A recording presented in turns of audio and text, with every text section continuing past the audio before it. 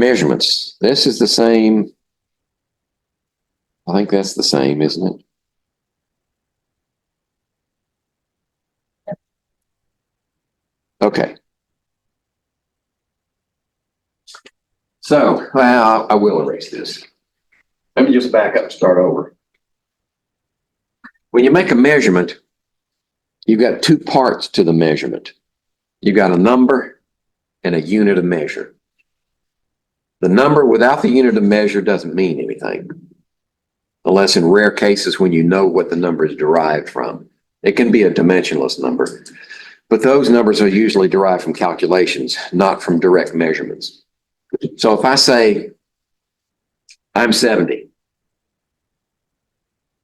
you're probably going to think I'm saying I'm 70 years old, but I didn't say I was 70 years. I could be 70 inches tall.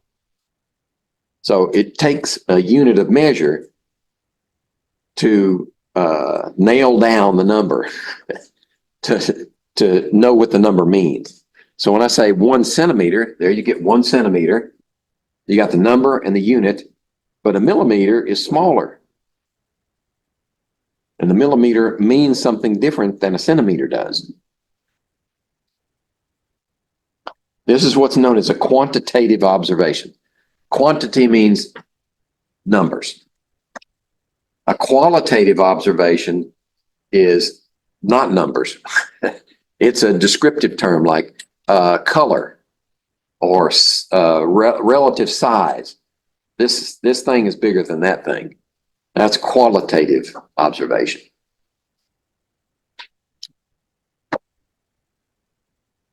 Okay.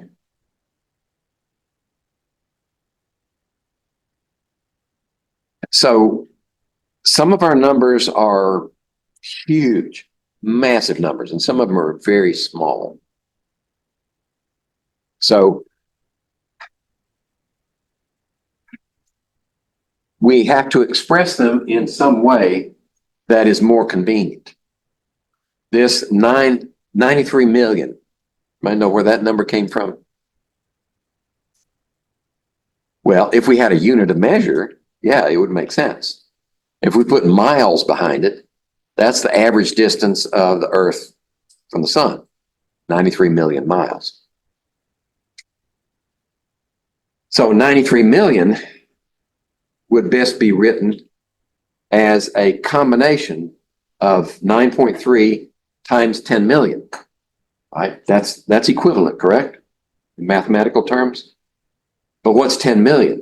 We can reduce that to a power of 10. It's 10 to the 7th power. So 9.3 times 10 to the 7th is exactly the same as 93 million.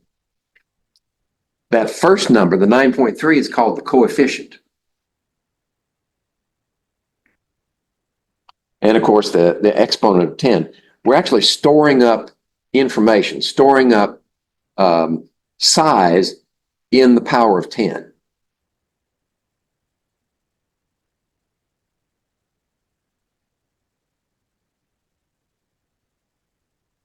So what I've shown you there is scientific notation. Now, exponential notation is a little bit different. Say we have a number like that, 43,663. If I want to express that as an exponent of 10, all I would have to do is move the decimal place, say 1, 2, maybe 3. 43.663 times what power of 10? 1, 2, 3. That would be exponential notation. It's not scientific notation. Scientific notation requires that the coefficient be between 1 and 10. So scientific notation would be 4.3663 times 10 to the 4th power. That's scientific notation.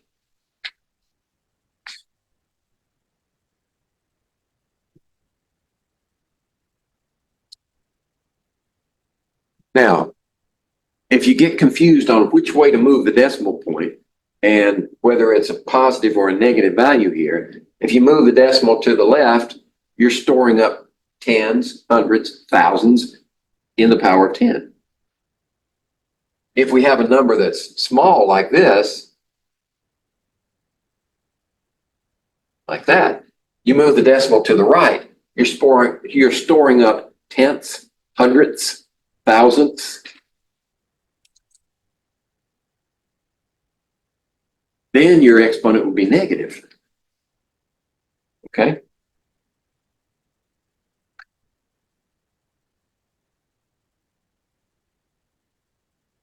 Let's see. There's examples.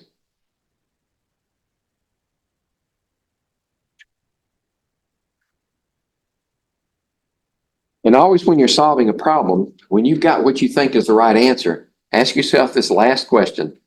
Does the answer make sense? A friend of mine at LSU was in the mechanical engineering school. And he would tell me horror stories about students in mechanical engineering that would work problems, especially during exams, under pressure. They would work problems based upon what they'd studied in this particular chapter, ignoring everything else they'd studied before then. So what they do is they take those numbers that they were given in the problem and shove square pegs in round holes. They put those numbers into the formulas that they knew from that chapter and get the wrong answer.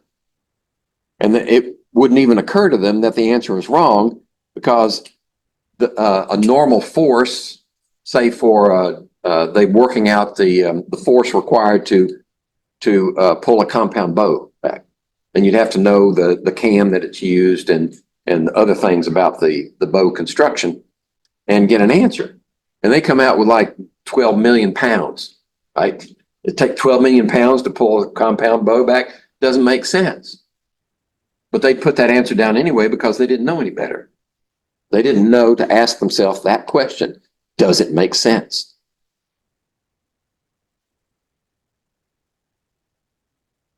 All right. What's correct expression of 7,882 in scientific notation? Well, you have to move the decimal to the left, right? There's no explicit decimal, but there's an understood decimal just to the right of that 2. So move it 1, 2, 3 to the left is storing up 1,000, 10 to the third. So 7.882 times 10 to the third would be C. Okay. Has anybody had scientific notation before? In math class? What kind of math class do you have to take for this? Just general math? Okay. How about this one? Move that decimal to the right. 1, 2, 3, 4, 5 places.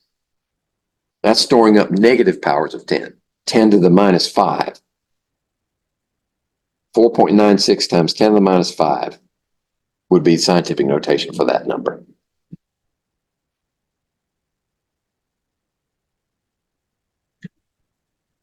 All right. We've talked about this. Quantitative measurement has a number and a scale unit. These are examples. A gram or scale units can be compound also. In other words, joule seconds is a valid unit of measure, but it's based upon 2 different measurements. One is energy, joule, and the other is time, seconds. These usually result from calculations, because when you calculate, when you say 2 numbers together, like say I have 10 grams times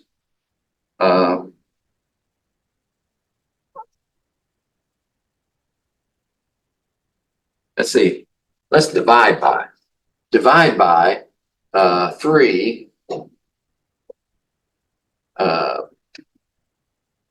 milliliters, a unit of volume.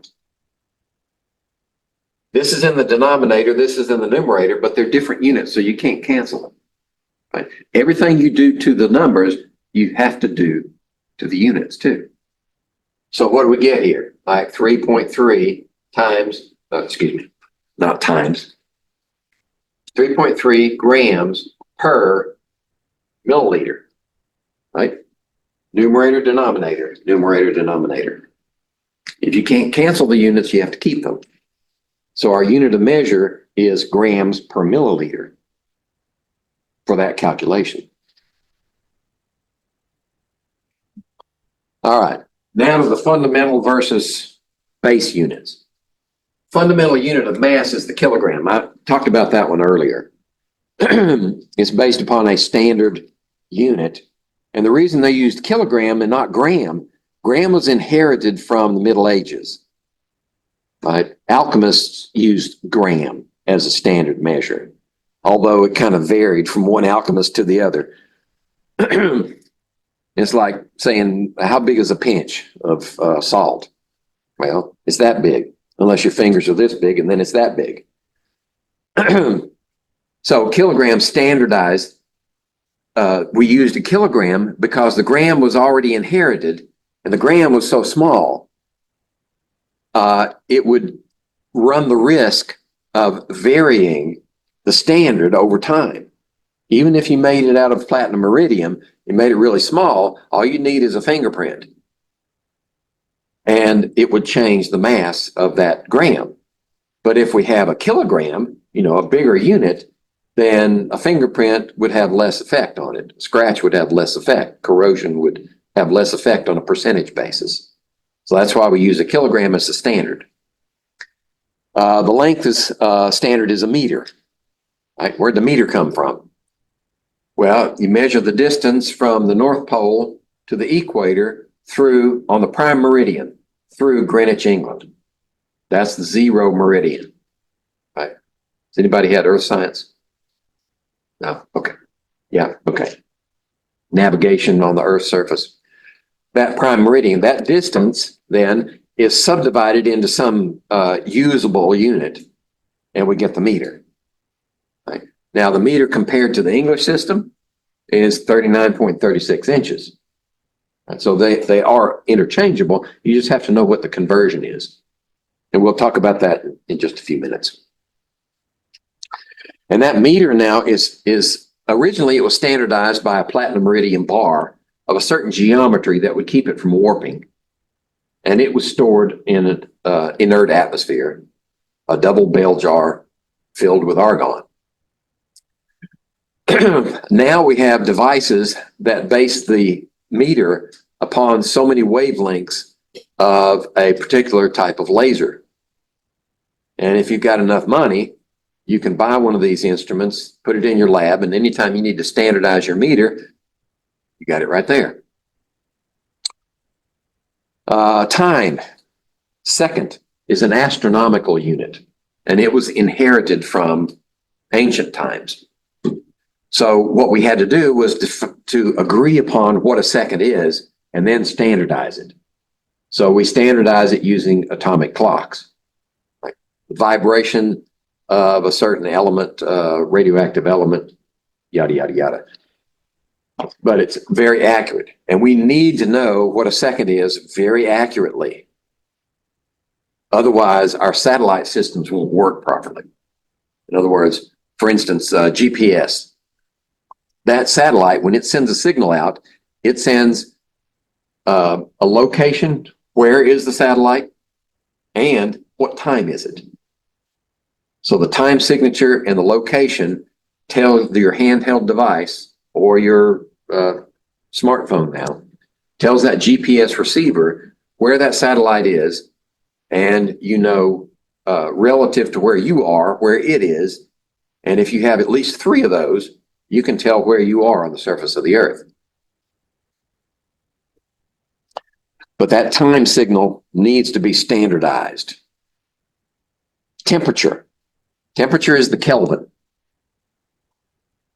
Now, fortunately, Celsius is commonly used throughout the world, except for the United States. We use Fahrenheit here. So we have an intuition about what Fahrenheit means. Right? It's supposed to get into the low 80s today, like 81 or 82 degrees. We know what that feels like. But what is that in Celsius? Right? Well, you need a conversion. You need to be able to convert it. Well, I know offhand that 20 degrees Celsius is 68 degrees Fahrenheit. And 25 degrees Celsius is 77 degrees. And 30 degrees Celsius is 86 degrees. So it's probably about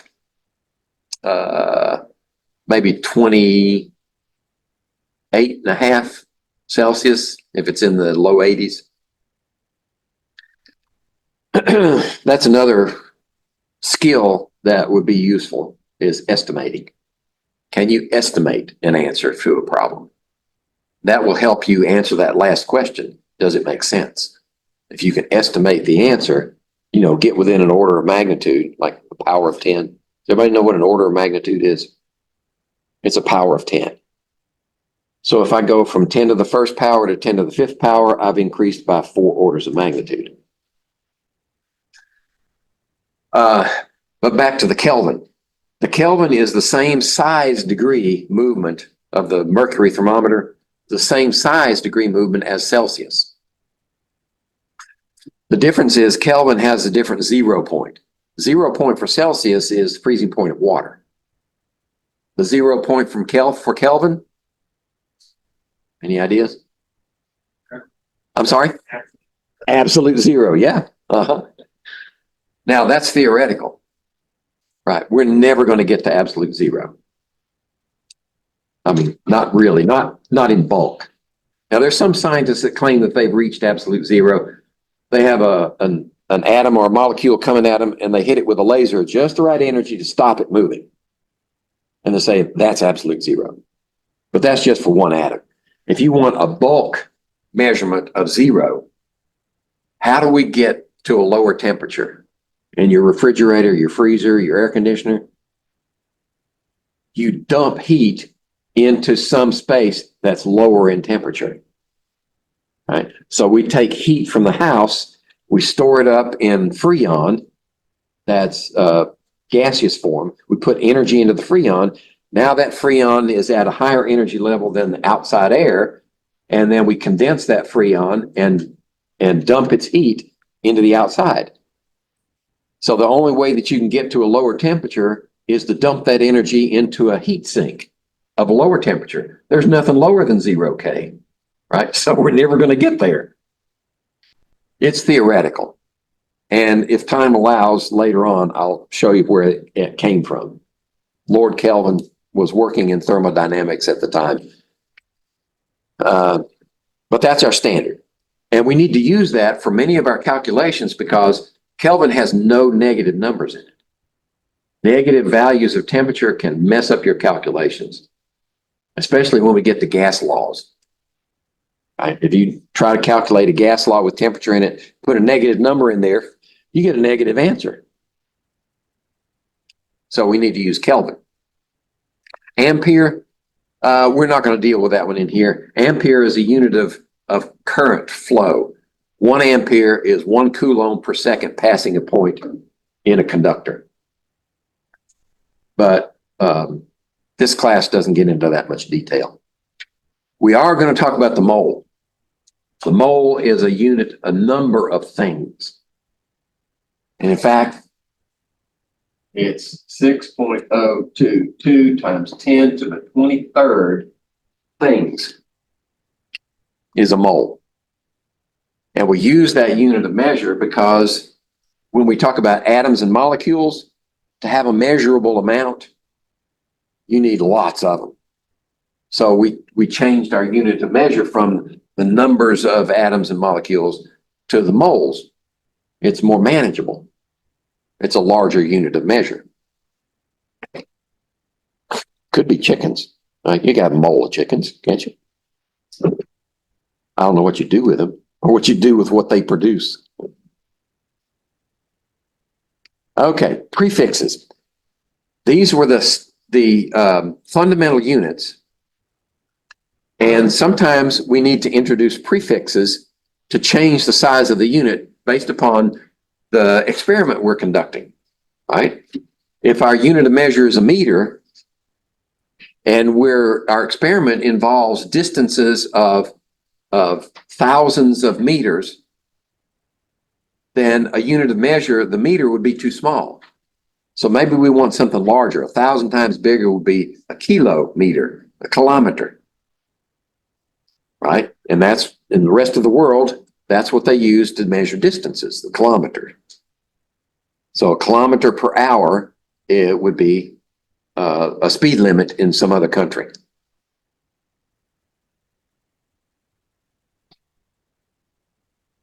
So there are your prefixes. Kilo means 1,000. Some of them go for smaller numbers. Right? Mega means 1,000,000. Right?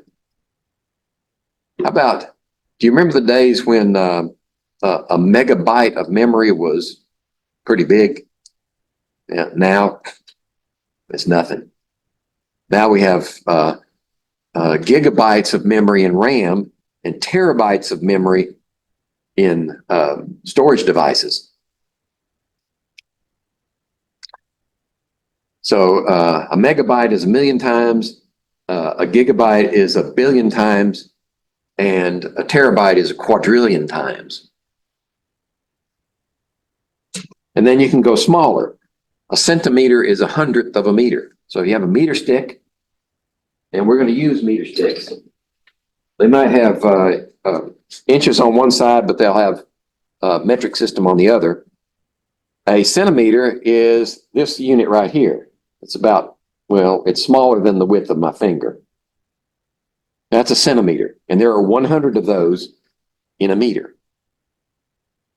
So if I have 1 meter is equivalent to 100 centimeters, notice what happens.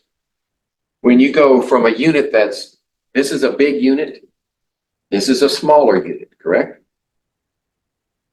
When you go from a large unit to a small unit, the number describing it goes from a small number to a large number.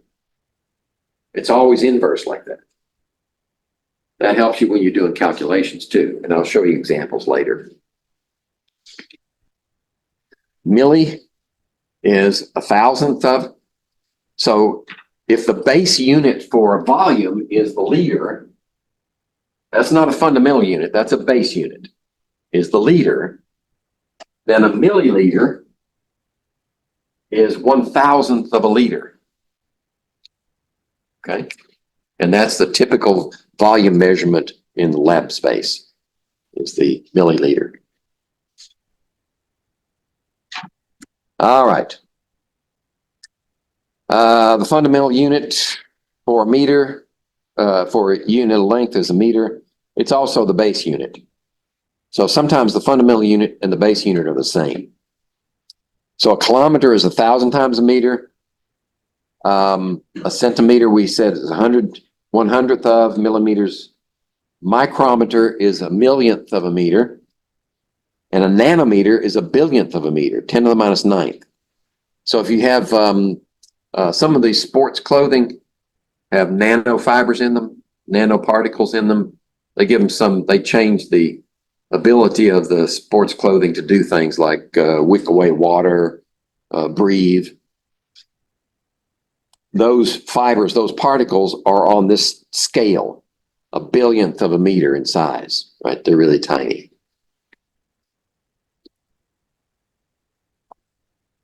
Volume, the fundamental unit is the liter, but it's based upon combinations of length. So if we take 1 meter as the standard, and we have a cube that's a meter on each side, we have 1 cubic meter. If we take one edge of that and take 1 decimeter, which is 1/10th of a meter, and we take a decimeter on the side of that cube, then that cube is 1 liter. So 1 cubic decimeter is a liter. And then if we take 1/10th of a side of a decimeter, cubic decimeter, and that is our size unit now, then that little cube is a milliliter. And there are 1,000 of those in a liter. I would focus on the size of a liter, roughly the size of a liter, and a milliliter to get some intuition as to what we're dealing with there. Now, one thing about a milliliter is 1 milliliter is equal to 1 cubic centimeter. They're exactly the same. So if you're in a hospital setting and you find some old device that's measured in cc's, that's cubic centimeters. It's also equivalent to milliliters. So if there are 10 cc's, 10 milliliters, exactly the same. Early on in the medical profession, when they started using the metric system, it was easier to print, to set up your printer for cc's than it was for cubic centimeters. Now they use milliliters, small m, large L. If you use a big M, what is that? Big M is mega, right? There's a big difference between milliliter and megaliter.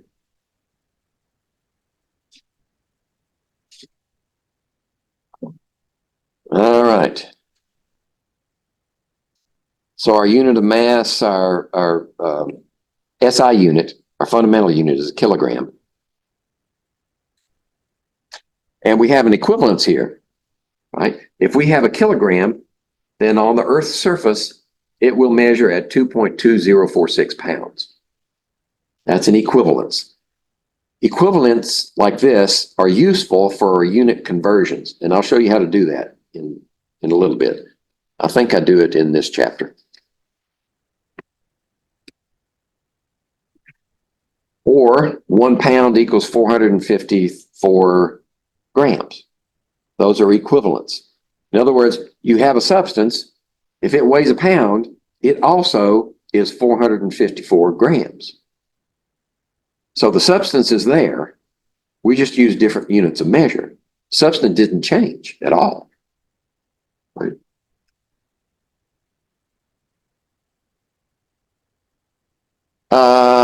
Let's see. Which one of these makes sense? A gallon of milk is equal to about 4 liters of milk. 3.8 to be exact. So that one's true.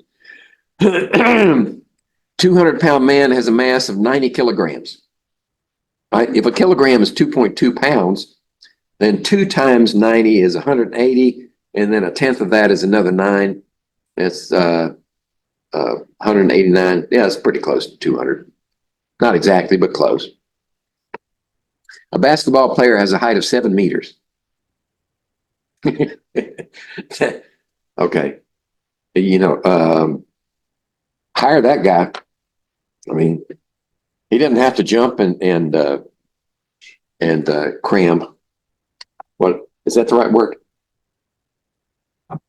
No, that's not the right word. Dunk. Thank you. Yeah. You don't have to jump to dunk if you're 7 meters tall. You just stand over here and drop it in. All right. 7 meters is like 21 feet or 22 feet tall. That's a little extreme. So that one is not right. A nickel is 6.5 centimeters thick. Oh, a centimeter is that, and you got 6 of them. Is a nickel that thick? No. Well, that one's wrong also.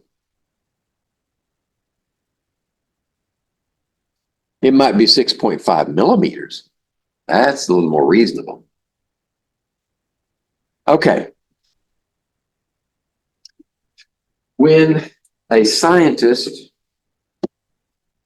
sees a number that you have written, and now we're going to ignore the units of measure. We're focusing on the numbers. If a scientist sees you write a number like this, 5, 4, 2, 6, as a measurement, with any units, it doesn't matter for our purposes. He or she is going to understand that we're saying this number is certain. This digit is certain. That digit is certain. There's no variability, no error in those digits. But this one is uncertain. That last one is our guess, our best guess. So when you write a number, be sure that the last one is your guess. The last digit is your guess. because that's the way anybody else in the sciences is going to read it. If you meant to make this one certain, then you need to put another digit out here like that, for instance, and make this one uncertain. Now that one's certain.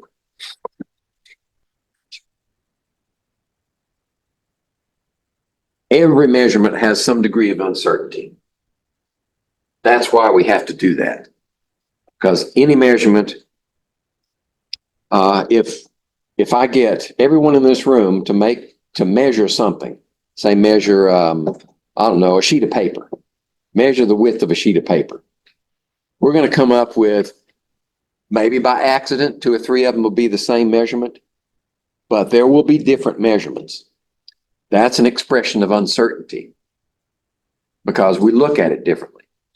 Maybe some of us are smart enough to position the measuring device vertically so we don't looking at an angle. We don't introduce parallax error looking at an angle. But every measurement has uncertainty. What we have to do as scientists is manage it. What do you do about it? Well, one of the ways is the way you record your number. All the digits to the left are certain except for the last one, which is uncertain. It's an estimated number.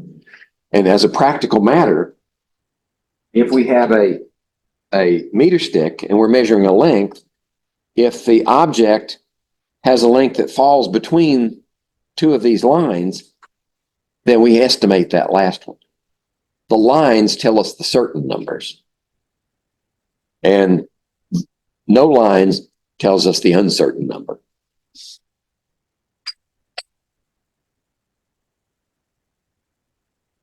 Here's an example. So we're going to blow this up some so that if we look at this one to start with, that nail is between 2.8 and 2.9 centimeters.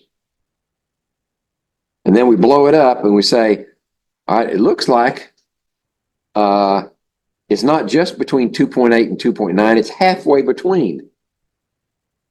Right? It falls on the 5. So it would be 2.85.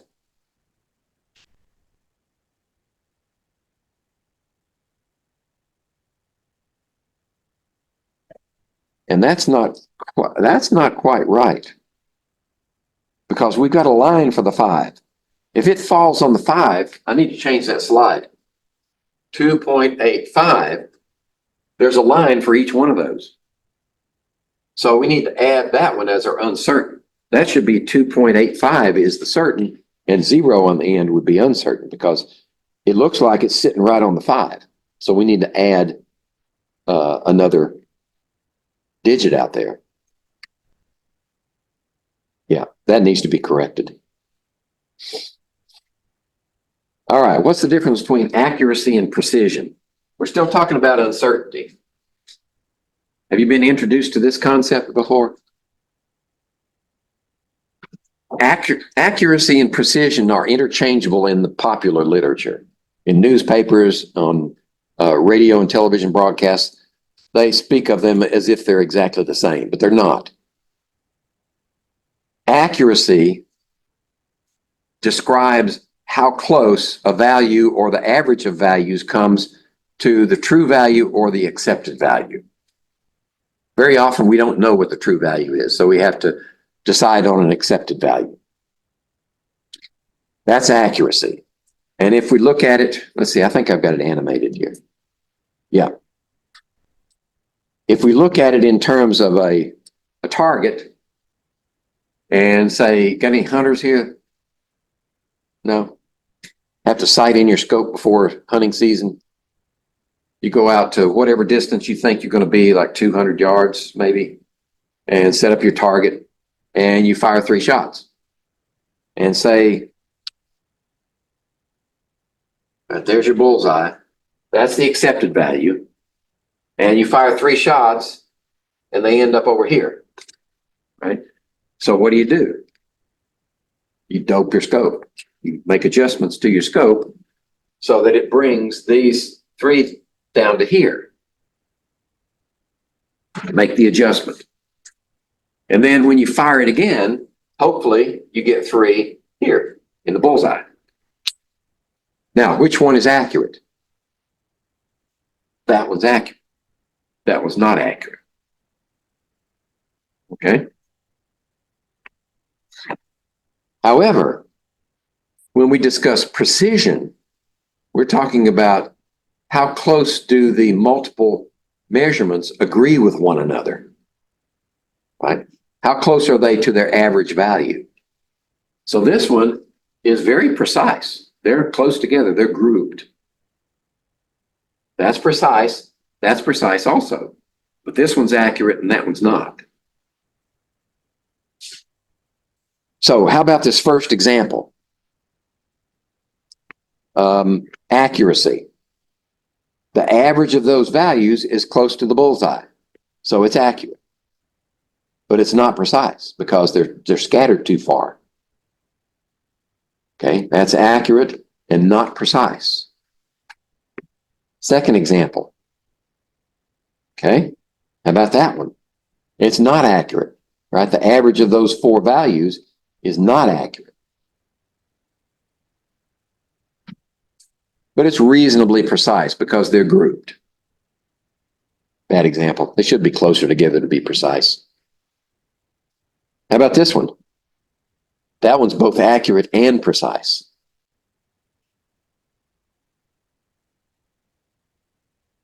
And then the last one is neither.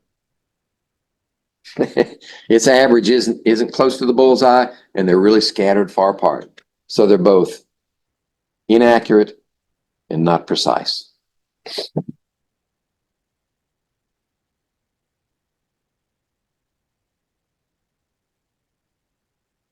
All right. Now, here's another way that we deal with, those are descriptive terms for dealing with uncertainty. Now we're going to have a quantitative way to deal with uncertainty. And that's using significant figures. When you have a number, you need to define which of those figures in that number, which of the digits in that number are significant, so that when we do a calculation, we know what to do with the answer. Okay, so we need rules for significant figures first. Then we have rules for calculating with those significant figures. First rule, non-zero integers. A number that has non-zero integers, all of the non-zero integers are significant. That means this number, 3, 4, 5, 6, has 4 significant figures.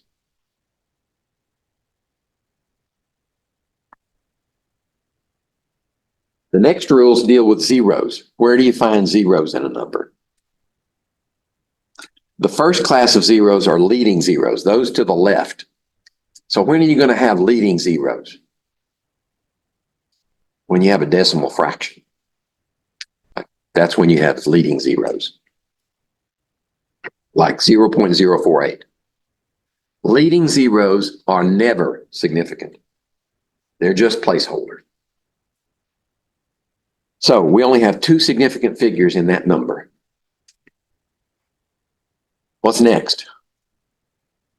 Captive zeros, zeros that are between non-zero numbers. Like this one.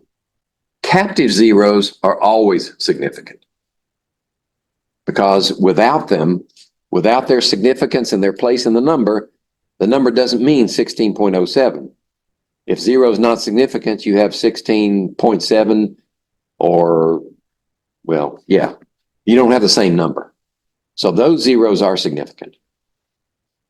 So what else do we have? Trailing zeros. Trailing zeros depend on decimal points. If you have trailing zeros and an explicit decimal point in the number, the trailing zeros are significant. So this number has 4 significant figures. This number only has 2. Now we have an implied decimal, but not an explicit one. If 150 was your value, and you want 3 significant digits in that number, you have to put a decimal there.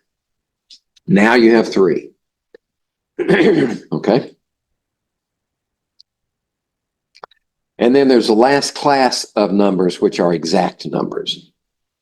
These numbers are taken as infinite significant figures. That means that when they enter into a calculation, they do not limit the number of significant figures in the outcome.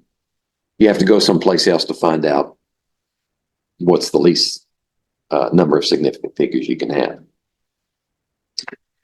These numbers are usually either conversion factors, like 1 inch equals 2.54 centimeters. Those are exact numbers. Or counting numbers, like 9 pencils.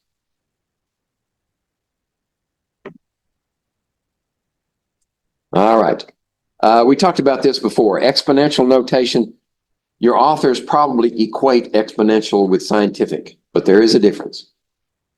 This number is expressed as 3.00 times 10 to the second power is exponential notation. It's also, it's scientific notation, and it's also exponential. But notice, when we convert that number to scientific notation, you keep the significant figures in the coefficient. Since 300 has a decimal behind it, it has 3 significant figures. So now when you move that decimal, you keep the zeros. Right? If we had this number and we convert it to scientific notation, it would just be that, because that's only 1 significant figure. But since it has that decimal, you keep the zeros at 3.00 times 10 to the second. Scientific notation preserves the number of significant figures in the coefficient.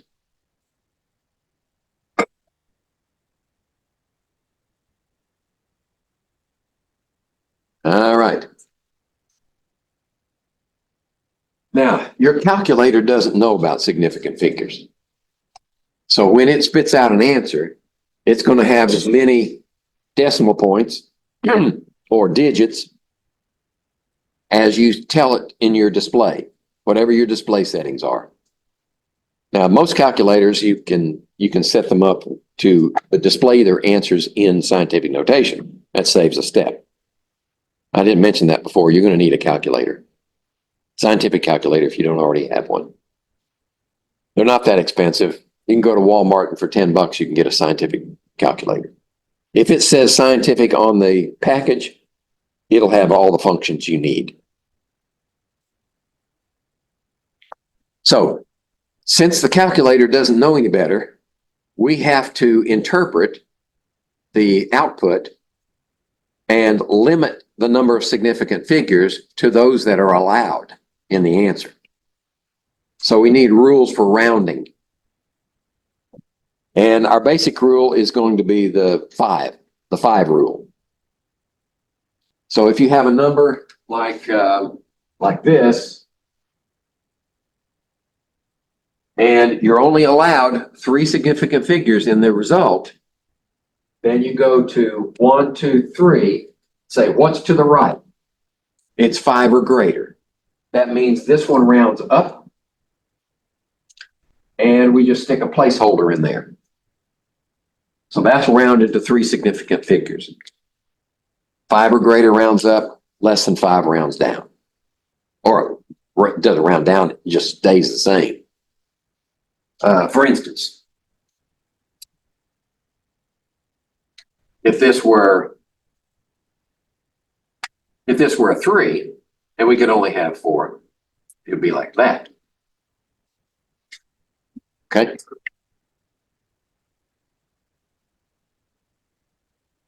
All right. Let's see. That's all that we're saying here, just what I told you.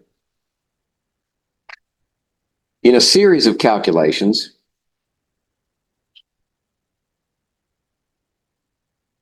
you know what? Let me see if, let me check out. Yeah.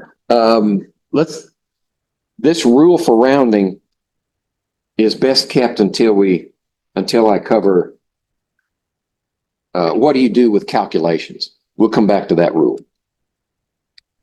Mathematical operations.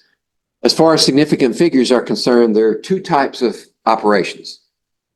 Multiply, divide versus add, subtract. Okay. Multiply, divide is the easy one. And this includes exponents too.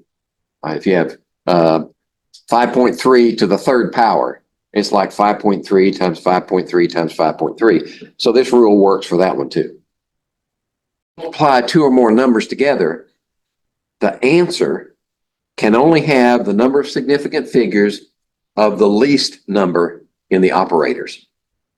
So for this example, we have 4 significant figures times 2 significant figures. The answer can only have 2.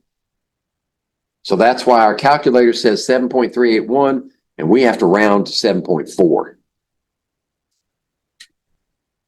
Now, when we have a series of operations, and that's where that third rule of significant figures comes in.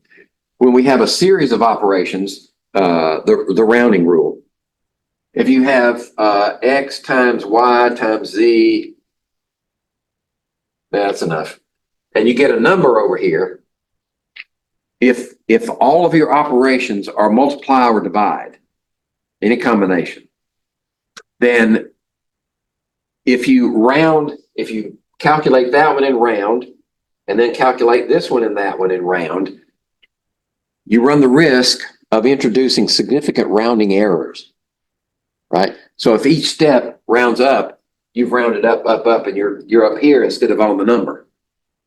So if you have multiply, divide in a series of steps, then keep all of your digits that the calculator gives you until the very end.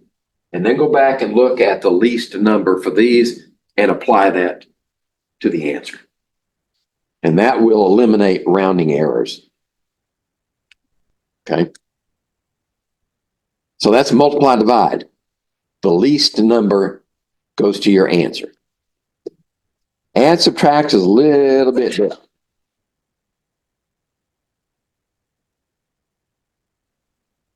Add, subtract is based upon positioning the decimal points. So when we add these two numbers together, we line up the decimals, and then we add, bring everything down. So from right to left, 5, 7, 2, 1, 3. How many can we keep? This goes to the difference between certain and uncertain. We've got an uncertain number. Is that going to show up? Yeah. We've got an uncertain digit there and an uncertain digit here. The uncertain digit furthest to the left limits the answer. So we can only, what I usually do is say 23.445 and 7.83, and we add those together, 12, 31.275. I usually say, all right, this is our limiting one, so we have to draw like that. That means we have to round to this position, and that's 31.28. Okay. Now, if you have a combination, multiply, divide, and add, subtract in a calculation, then you have to use your calculation rules. Remember PEMDAS? Okay. PEMDAS. Parentheses first. So if you have parentheses in your calculation, then you do everything inside the parentheses first. If you don't have parentheses, then you go to the next one, exponents. Are there any exponents? If you don't have any of those, then you go to multiply first. All the multiplies first, then all the divides, then all the adds, then subtracts. And when you do that, in here, exponent, multiply, divide, you use the first rule. And then you take the results of that and do add, subtract. So that would require combining the two rules into one calculation. Let's see. Okay. If you have an explicit decimal point to line up, then the issue is no big deal. But if you have a number that's say 150 and 2,348, right? That has no explicit decimal point to line up. You line up the implied decimal points. How do we limit this one? We limit this one because that's not significant, right? Yeah, 8, 9, 4, 2. This is 250. Actually, it's 2,500. That. So that only has two significant figures in it.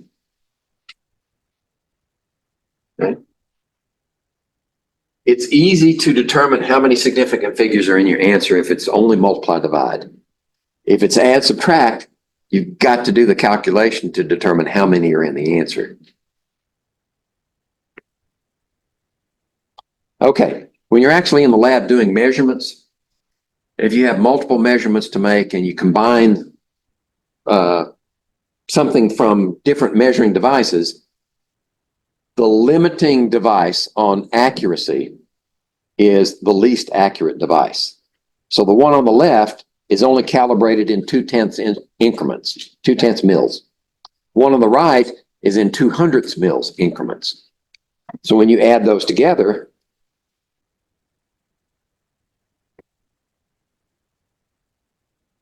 total volume is 3.1. That makes sense? 3.1.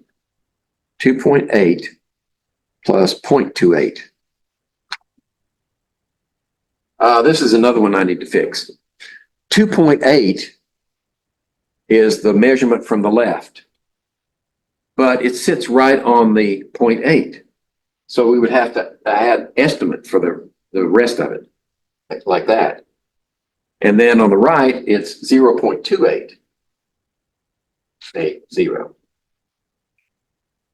In this case, our answer would be 3.08, I think. Well, they rounded it to 1, 3.1. Oh, that's because, all right, if you do it the way it's supposed to be done, it's 3.08. If you do it the way the slide says, it's 3.1. The point of the slide is you're limited by the least accurate device.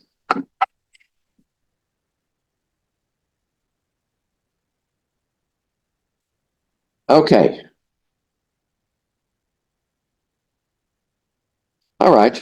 So let's talk about converting units.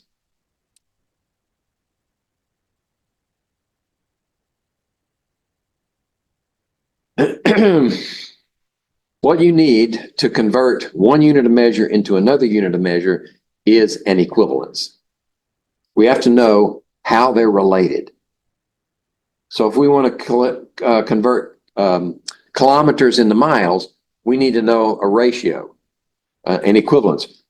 1 kilometer equals how many miles? Or 1 mile equals how many kilometers? It doesn't matter, as long as it's an equivalent. And then we can use that as a conversion factor.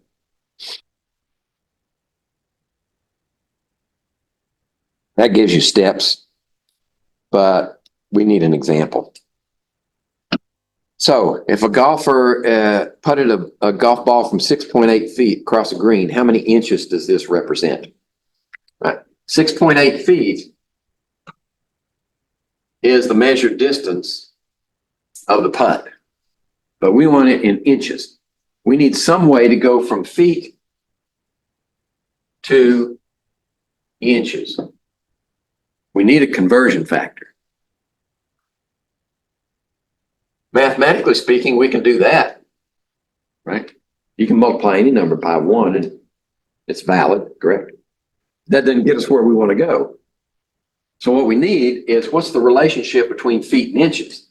Well, 12 inches equals 1 foot. We know that equivalence.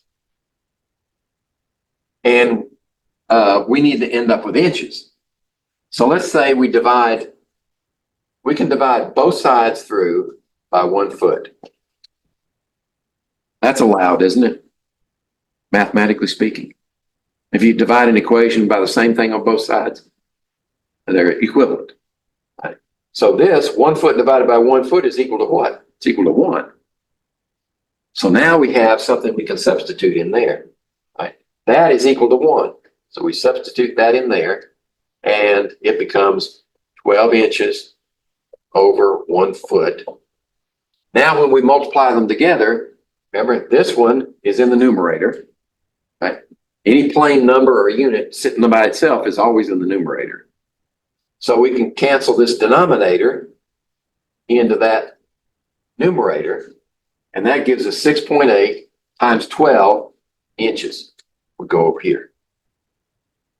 And save me the trouble.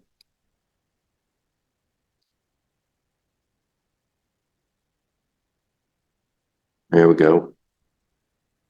Animated for you. 82 inches.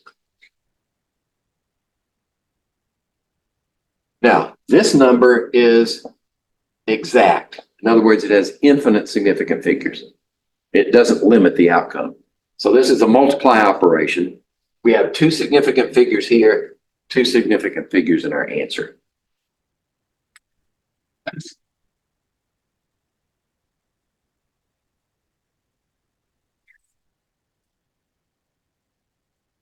That's a case where we have a single conversion factor gets the job done. But what if we only know equivalence? We know equivalence for certain conversions, but not for the one that get us there in one step. Say we have 4.5 pounds. Right? And we want to end up with grams. Now, I know how many grams are in a pound, and we had one on a slide before, but suppose we don't have. So what we need is maybe a couple of conversion factors. You can chain them together. So what would convert pounds to kilograms? Well, our example there gives us 2.2046 pounds, 1 kilogram. So we got the pounds taken out. Now we need to get rid of the kilograms. So we need kilograms on the bottom to cancel that kilogram. And we need the number of grams in a kilogram. 10 to the third grams, right? 1,000 grams in a kilogram. Okay. This is a large value, small value. Small number, large number. So we went the right direction. Now we cancel kilograms. And all we have to do now in our calculator is say 4.5 times 1,000 divided by 2.2046 equals our value.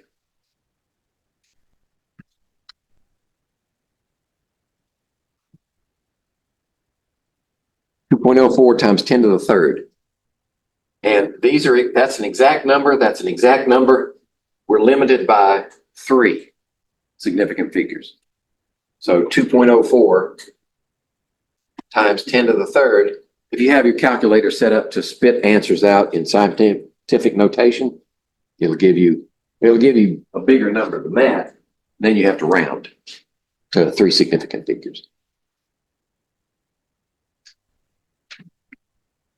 Here's a problem that I offer to students. Now, everybody's gone on a road trip, right? I assume. Right? What do you need to know? How much money do I need to take? Right? I need to buy gas to get there and back. So how much money is it going to take? So what do you need to do that? How far is the trip? Down there, double it to get back. and then maybe pad it 10 or 20% if you're going to do it driving around while you're there on vacation. I usually calculate mine for Beckley to Atlanta because that's where my people live. But wherever you're going, you need to know how many miles it is. Then how do you convert miles into dollars? There's no direct conversion. Depends on your car.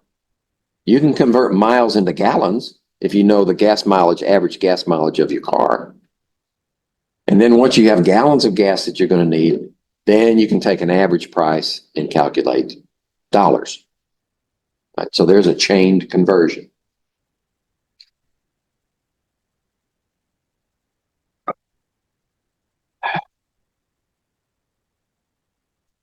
All right. This example goes from New York to Los Angeles. I don't know why anybody would want to do that. I wouldn't want to live in either place. 325? Yeah. Let's see. I passed the lowest price I passed on the way over here was 329. And it's probably cheaper if you get further away from these areas. All right. So temperature. 3 systems of measuring temperature are dominant. Fahrenheit for common measurements in the United States and especially for our weather reports. Weather reports are always in Fahrenheit in this country. Celsius everywhere else in the world. And then Kelvin for scientific calculations. All right, so where did they come from? Well, Fahrenheit, these are in chronological order. Fahrenheit came first. Fahrenheit was working with living systems. And he wanted a system of measurement that would be standard and measurable within living range. So he said most mammals are in the range of this range, so we called that 100, right? Humans are 98.6, cats and dogs are like 103 something, maybe 103.5. So living systems were in the neighborhood of 100. He set that as its 100 mark. And then 0 mark, he said, is the coldest temperature I can manufacture in the laboratory. Salt and ice. Like you make ice cream. That's his 0. And then he took 0 to 100, subdivided it into 100 units, and that's a Fahrenheit degree. Celsius came along later, and he was interested in physical sciences. So he wasn't concerned about living systems so much. He just wanted something that was easily standardized. So he said, freezing point of water is 0, and boiling point of pure water is 100. And subdivided those. So we're measuring the same things, or similar things, but the actual energy that's contained in the object to provide the temperature doesn't change, right? We're just using a different system. And then Kelvin, of course, used Celsius and just shifted the 0 point down to absolute 0. So that's where you get your 3 systems. And since they're measuring the same things, but with different systems, we can do interconversions between the 2. We just need to know what's the relationship between one and the other, and we can do conversions. So here are the conversion factors. Since Celsius and Kelvin degrees are exactly the same size, all we have to do is shift the 0 point. So on a scale, this would be 0 Celsius and say up to 100 degrees Celsius. And this would be Kelvin, but Kelvin 0 is down here, 0 K. It's not degrees K, it's just 0 K. So how many degrees does it take to get from here to here? 273. K is 0 degrees Celsius. So that's why if you want to calculate K, you just need Celsius plus 273. Okay, there's your equation. If you have Celsius and you want Kelvin, just do a little algebra. Oh, nobody, has anybody had algebra? Okay, so solve for your unknown or solve for the one you want. So C then would be K minus 273. For Fahrenheit to Celsius, I just memorized this one, is 9/5 C plus 32. Okay. The reason that we need a more complicated formula is because Fahrenheit uses a different size interval, a different degree size. Okay.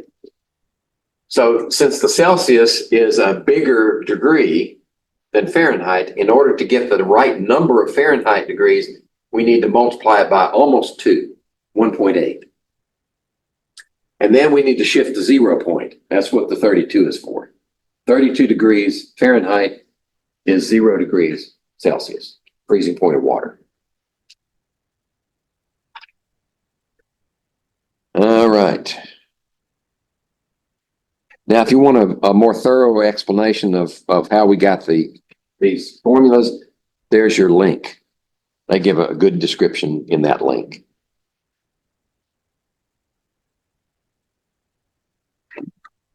Okay, I was off by a degree. Normal body temperature for a dog is 102. What's that equivalent on the Kelvin temperature scale? Well, we don't have a direct conversion from Fahrenheit to Kelvin. So we have to go from Fahrenheit to centigrade, or Celsius, excuse me, used to call it centigrade, Celsius, and then from Celsius to Kelvin. Oh, it's not going to do the calculation for me. So 102 degrees Fahrenheit here, and then solve for that one. So we would take this negative 32 and subtract it from 102, like 0.70. So 70 equals 9/5 C. And if this is 1.8, then we divide 70 by 1.8 equals C. And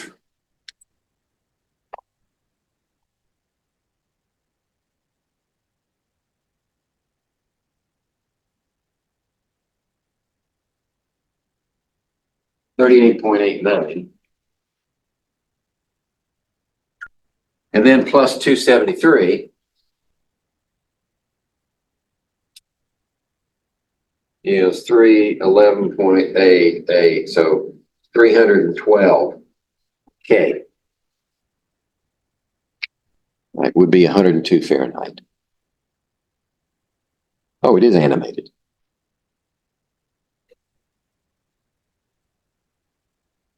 Okay. All right. Oh, interesting question. Since Celsius and Fahrenheit use different size degree marks, if you plot measurements of a phenomena using Celsius and Fahrenheit on the same scale, eventually they'll intersect. So where they intersect is where the number, the value for Celsius equals the value for Fahrenheit. So how do you do that? Well, algebraically speaking, if centigrade equals Fahrenheit, then you just make both of them X and put them in the formula.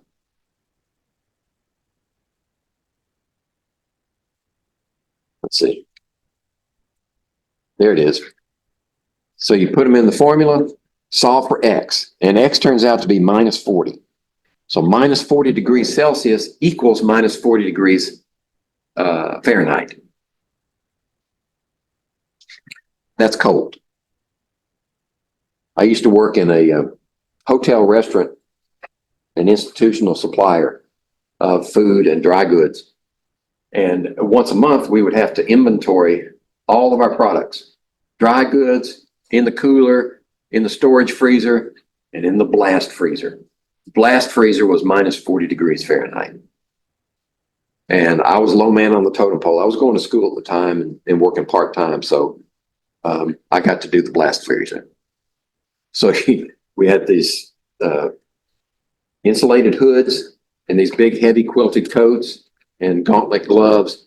And I had to use a pencil or a pen that was like this big so I could find it with my glove hands. And I go in there and I'd inventory until I got too cold and I'd come out into the cooler and warm up. So it's very cold. You put hamburger patties in there, fresh hamburger patties, 10 minutes, they're solid as a brick. But at least they did feed us. We'd come in really early and they'd feed us a high calorie breakfast from whatever was in our storage. Sausage, bacon, scrambled eggs, biscuits with lots of honey or jelly, butter, build up our calories, and then we go in there and freeze. All right. So we can combine units like I mentioned earlier.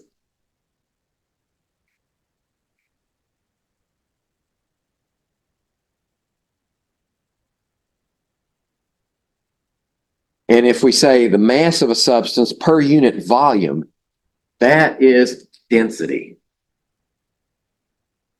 The mass divided by the volume gives us density. That's a formula, like any other formula. It has 3 variables in it. And if you know the values for 2 of them, you can solve for the third.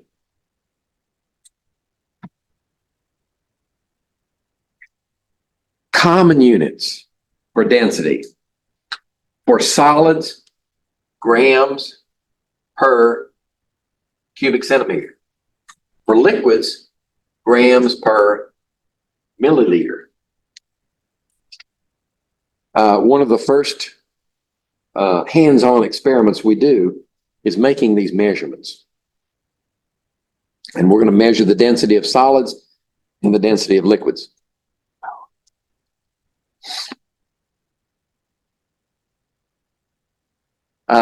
This brings up another point that I don't think I have in the slides, is the difference between a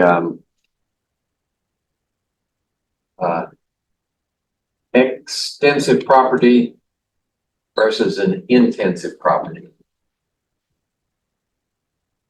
An extensive property or measurement varies with the amount of substance. So mass would be extensive. The more you have, the more mass you have. Or volume. An intensive property is one that does not vary. That property does not vary with the amount of substance. That's like density.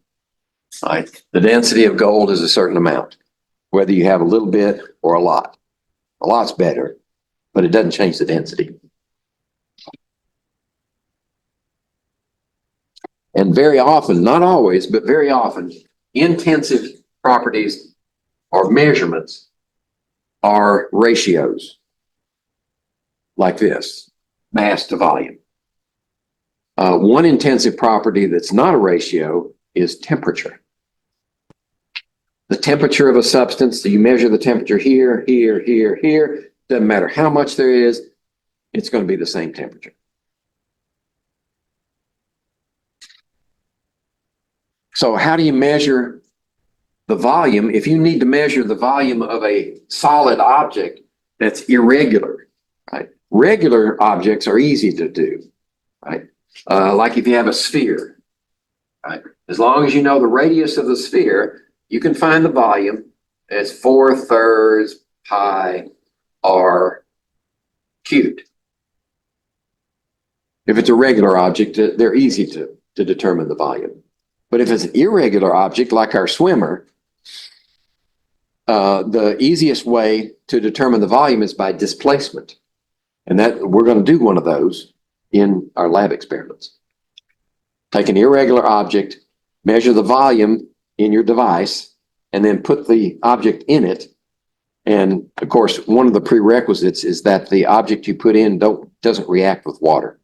If you take a chunk of sodium and put it in there, you know, all bets are off. It'll react. It'll produce hydrogen gas and maybe even explode. But if we put an object in there like a chunk of zinc in water and we see it rise, the amount that it rises is the volume of the object. So then you have the volume of the object. You can take that object, put it on the balance and get a mass, calculate the density.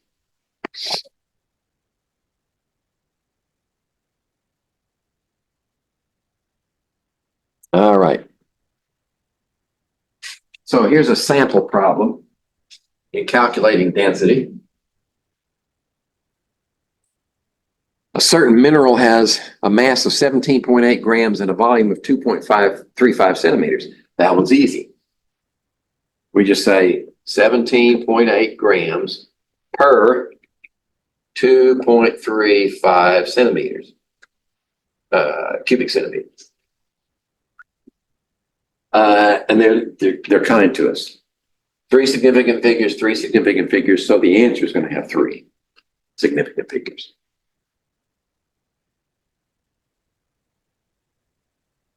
.57 grams per cubic centimeter.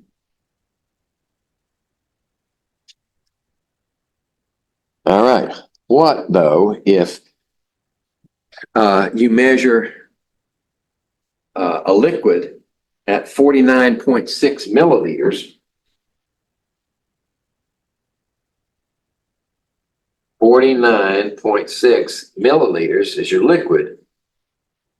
You don't know the mass, but you do know its density, 0.85 grams per milliliter. So all you have to do is solve for that unknown, which would be what? Take this one, multiply it by that one, and you get the mass.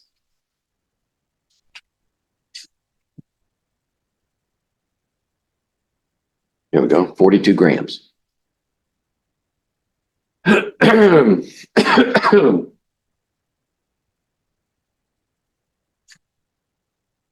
know what? There's another error, because the density is a ratio that is an exact number. So we could have three significant figures in our answer, technically speaking.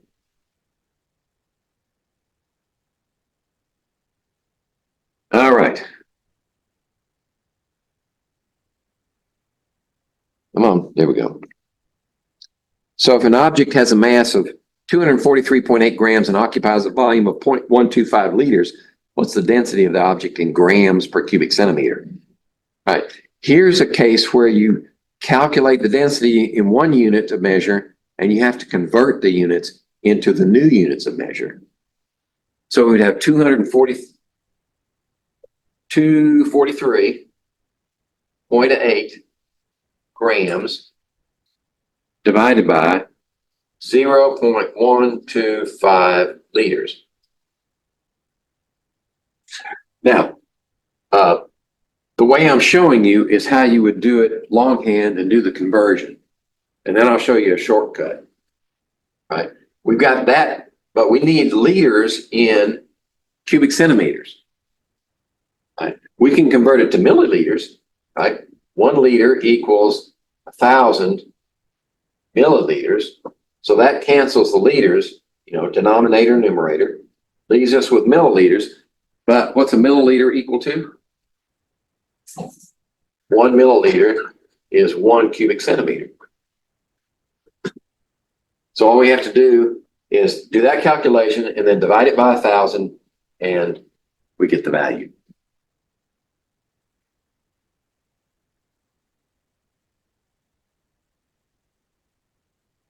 .125 cubic centimeters. Now, the shortcut I was talking about is what's 0.125 liters? If 1 liter is 1,000 milliliters, then this 1,000 is 125 milliliters. So we could go ahead and put that in there and eliminate that process, and then we'd only have to convert that. And since these are equal, divide this into that, and you got your answer. Save yourself some time and headache.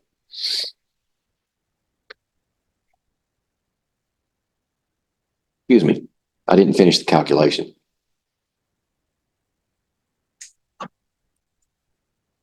Okay. Let's see, how we doing? 12. I want to leave enough time to talk about the lab. For this one, copper has a density of 8.96 grams per cubic centimeter. If 75 grams of copper is added to 50 milliliters of water, what's the volume reading? So what we want to do is find out when we drop the copper into that water, it goes from 50 milliliters to what? The volume that we add to 50 milliliters is the volume of the copper. So we solve the density equation for the volume and add it to 50 milliliters.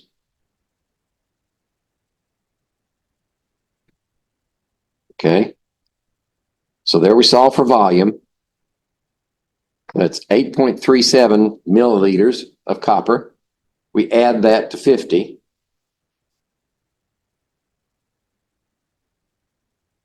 And we get 58.4 milliliters is our final volume. All right, we got these questions at the end. All right, does it work it out? No, it doesn't. How many pounds of trazodone would he or she consume if they took 300 milligrams of trazodone each evening for a year? Everybody know what trazodone is? I'm not sure what it was originally used for, but when my son got to be unwieldy and we sent him to a residential treatment center near Chicago for a year, they gave him trazodone to calm him down. So it has a sedative effect.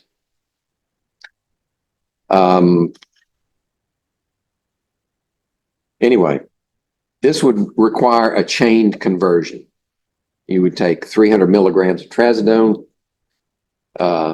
per day and then convert your units. Maybe I better do that one. When you're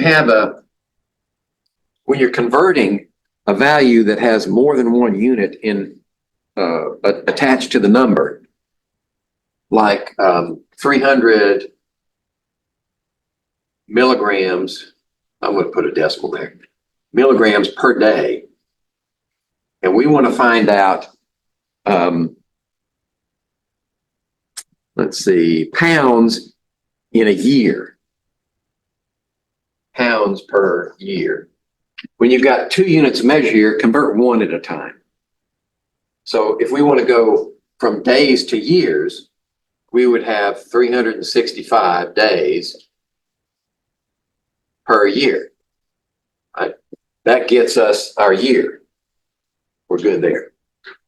Now we want to convert milligrams. So milligrams to pounds, I would go milligrams to grams because that's given to us.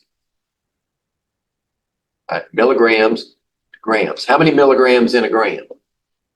1,000. And then we convert grams into pounds. 454 there. Right.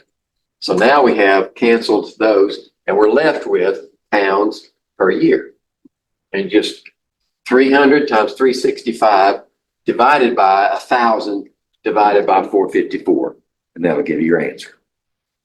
0.241 pounds of trazodone in a year.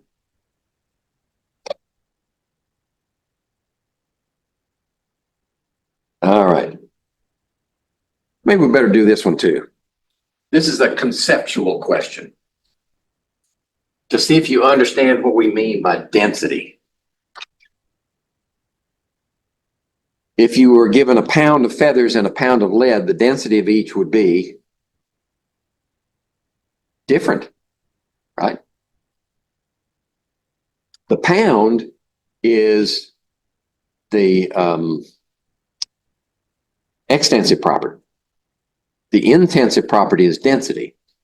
In order to find, see if you have this expression